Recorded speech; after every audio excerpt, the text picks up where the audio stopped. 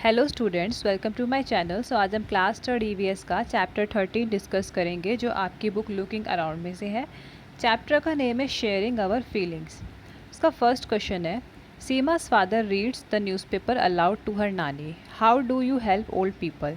कि जो सीमा के फादर है वो नानी के लिए ज़ोर ज़ोर से न्यूज़पेपर पढ़ के सुनाते थे, तो आप कैसे मदद कर सकते हैं ओल्ड पीपल की, जो बूढ़े लोग होते हैं उनकी आप कैसे हेल्प कर सकते हैं। तो आंसर में आप लिखेंगे old people need our help because in old age people lose some of their abilities to do things on their own. Old people can't read as their eyesight gets weak with old age. They can't climb staircase quite often. They can't chew hard food items. That's why it is very important to guide old age people and help them whenever they need us. Some of the ways to help old people, कि इसका मतलब ये है कि जो बुढ़ापा होता है, ओल्ड एज होती है, उसमें लोगों की काम करने की क्षमता कम हो जाती है। वो सीढ़ियाँ नहीं चढ़ पाते क्योंकि उनकी हड्डियाँ कमज़ोर हो जाती है, वो देख नहीं पाते ढंग से, उनकी आई साइट्स वीक हो जाती है, देखने की क्षमता भी उनकी कम हो जाती है, वो चबा नहीं सकते खाना, उनके दांत भी वीक हो जाते हैं। और कुछ तरीके हैं जिनसे हम ओल्ड पीपल की हेल्प कर सकते हैं। तो फर्स्ट है रीड फॉर देम, कि भाई उन्हें जब भी न्यूज़पेपर की आवश्यकता हो या उन्हें पढ़ना हो न्यूज़पेपर में से, तो हम न्यूज़पेपर में से पढ़ के उन्हें सुना सकते हैं। Help them to cross the road, उनकी रोड पार करने में हेल्प कर सकते हैं। Give them water when they ask, उन्हें पानी दे सकते हैं जब भी वो पानी मांगे। Understand their needs and emotion, उनकी ज़रूरतों को समझना, उनके फीलिंग्स को समझ सकते हैं।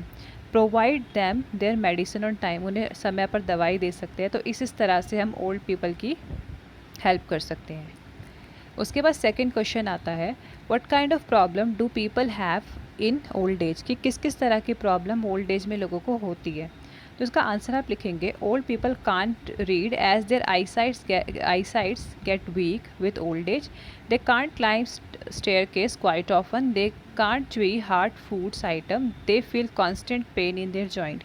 कि जो ओल्ड एज में लोगों को क्या प्रॉब्लम आती है, आंखें वीक हो जाना, ठीक है, आई साइट्स वीक हो जाती हैं, सीढ़ियाँ ना चढ़ पाना, हड्डियाँ वीक हो जाती है, और फूड आइटम्स जो काफ़ी सख्त होते हैं, हार्ड होते हैं, उन्हें ना चबा पाना, दांत वीक हो जाते हैं, और हमेशा घुटनों में, कमर में और जो हमारे कंधे होते हैं उन सब पर पेन रहना। तो ओल्ड एज में ये सब होता है लोगों को। ओके, थर्ड क्वेश्चन है आपका, how does Ravi bhaiya come to know so many things without seeing, कि रवि भैया को कैसे काफ़ी चीज़ों के बारे में पता चल जाता है बिना देखे। तो इसका आंसर आप लिखेंगे, although Ravi bhaiya can not see, he can identify things by touching them. By touching things he can understand and identify objects. He can identify people by hearing their voices and the sounds they make as they move. तो रवि भैया देख नहीं सकते, ठीक है, story में आपने पढ़ा होगा रवि भैया की स्टोरी, तो वो देख नहीं सकते, बट वो सिर्फ टच करके ही पता लगा लेते हैं कि वो क्या चीज़ को टच कर रहे हैं, ठीक है। और उनकी जो सुनने की क्षमता है वो भी काफ़ी अच्छी है, तो जैसे कि कुछ भी मूवमेंट होती है तो वो उन्हें सुनाई दे जाता है, उससे वो पता लगा लेते हैं कि कहाँ से वॉइस आ रही है या किसकी वॉइस आ रही है, ठीक है। तो उन्हें कैसे पता चलता है, by touching and by hearing से वो अपने आसपास के वर्ल्ड को परसीव करते हैं, उसे महसूस करते हैं। तो आप ये आंसर लिख सकते हैं। उसके बाद फोर्थ क्वेश्चन है, have you ever needed a stick when, कि कभी आपको किसी छड़ी की ज़रूरत पड़ी है, और पड़ी है तो कब पड़ी है। तो आंसर में आप लिखेंगे नो। इसका आंसर आप नो ही लिखेंगे क्योंकि आप बच्चे हैं छोटे, आपको छड़ी की ज़रूरत बहुत रेयरली ही पड़ी होगी, इवन किसी को पड़ी भी नहीं होगी। छड़ी की ज़रूरत मोस्टली किन्हें होती है, बूढ़े लोगों को। तो आप इसका आंसर लिखेंगे no, I have never needed a stick. और अगर आपने छड़ी कभी यूज़ की है, लाइक आपके कभी पैर में फ्रैक्चर आया है, उसके सपोर्ट के लिए आपने छड़ी को यूज़ किया है, तो आप लिख सकते हैं yes I needed stick when I got hurt on my knee और वट एवर लेग, कुछ भी लिख सकते हैं आप। उसके बाद फिफ्थ क्वेश्चन है, can you think when you may need a stick.